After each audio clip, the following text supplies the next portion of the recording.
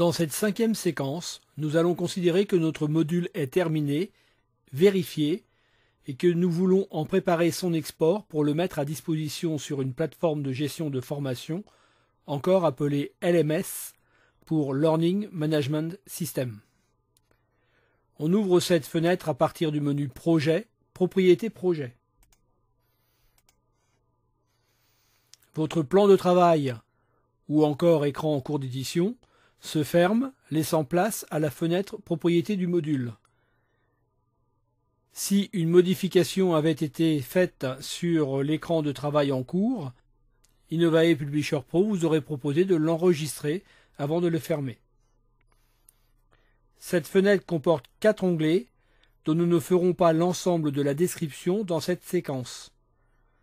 Sur l'onglet Général, nous pouvons régler les propriétés de l'export souhaité. Si votre module n'est pas destiné à être mis à disposition via un LMS, laissez le premier champ sur Sans LMS. Dans le cas contraire, sélectionnez le mode de communication de votre LMS entre AICC, SCORM 1.2, SCORM 2004. Choisissons pour cet exemple SCORM 1.2. Le deuxième champ passe sur Générique, ce qui indique qu'Innovae Publisher Pro va générer un module conforme aux standards. Certaines plateformes ont des profils SCORM présentant des particularités par rapport aux standards génériques.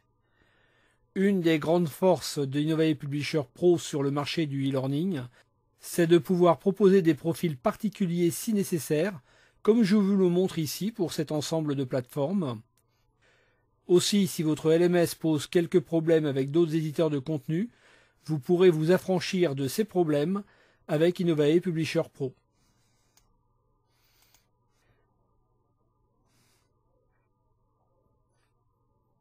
En SCORM 2004, nous vous proposons de sélectionner soit entre Générique 3e édition ou Générique 4e édition, qui sont les deux formes du standard actuellement utilisées.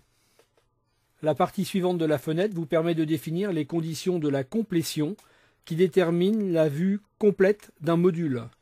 Si vous ne touchez pas à la liste des écrans pris en compte et que vous laissez le pourcentage sur 100%, alors votre module remontera l'indication Complete au LMS si et seulement si tous les écrans ont été vus.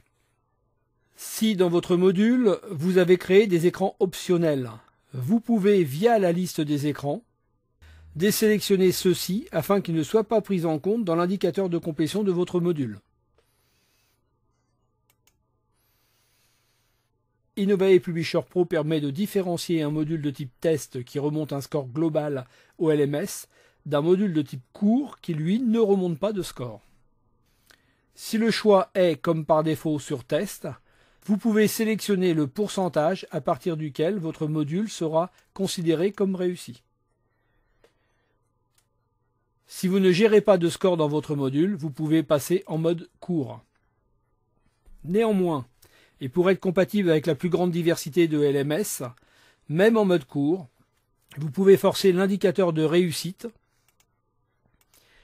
et ou forcer un score à une valeur prédéterminée ou une valeur que vous pouvez saisir, ces deux indications étant remontées lorsque la complétion sera vérifiée. Par défaut, votre module s'exécute dans la fenêtre courante du navigateur, mais si vous souhaitez que votre module soit joué dans une nouvelle fenêtre du navigateur, choisissez l'option Nouvelle fenêtre. Les titres, date de création et date de modification du module sont automatiquement mis à jour par Innovae Publisher Pro, mais vous avez la possibilité de les modifier si vous le souhaitez. Si vous cliquez sur le bouton plus, vous ouvrez une fenêtre complémentaire destinée à renseigner des données spécifiques au module.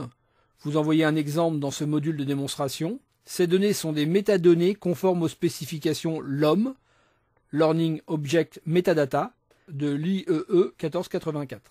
La description de ces métadonnées sort de l'objectif de cette séquence. En cliquant sur Valider, nous retournons sur l'onglet Général de la fenêtre de propriété du module. Le deuxième onglet Langue concerne le contenu de votre module. Par défaut, votre module est créé dans une langue dite de référence. Cela doit vous rappeler le sous-dossier d'image tel que vu dans la séquence 3 sur la fenêtre d'organisation des ressources.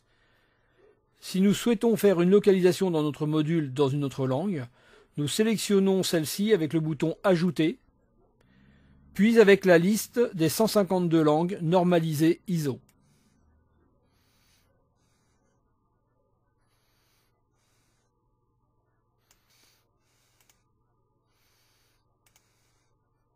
Cette sélection peut vous permettre ensuite d'effectuer un export de l'ensemble des textes présents dans votre module, de faire traduire ceux-ci, puis de les réimporter.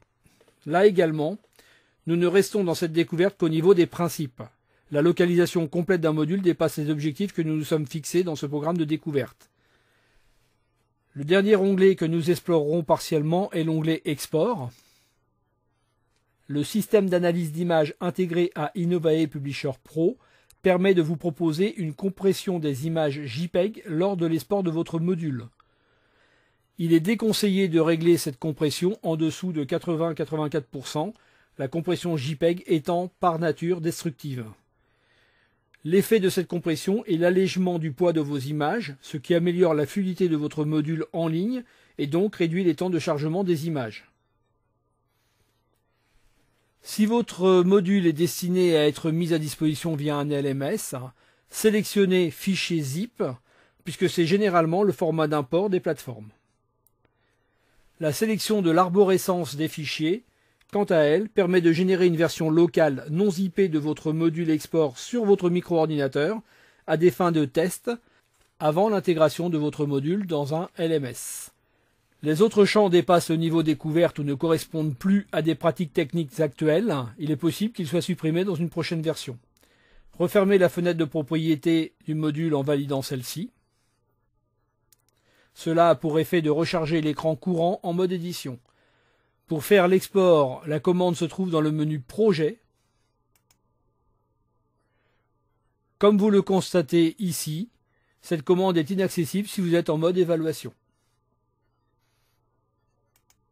En synthèse, la fenêtre de propriété du projet permet de préparer les paramètres d'export du module, de spécifier la langue souhaitée dans le cas d'une localisation et de régler des paramètres de fonctionnement. D'autres fonctionnalités seront abordées dans la fin du programme de découverte. Merci de votre attention.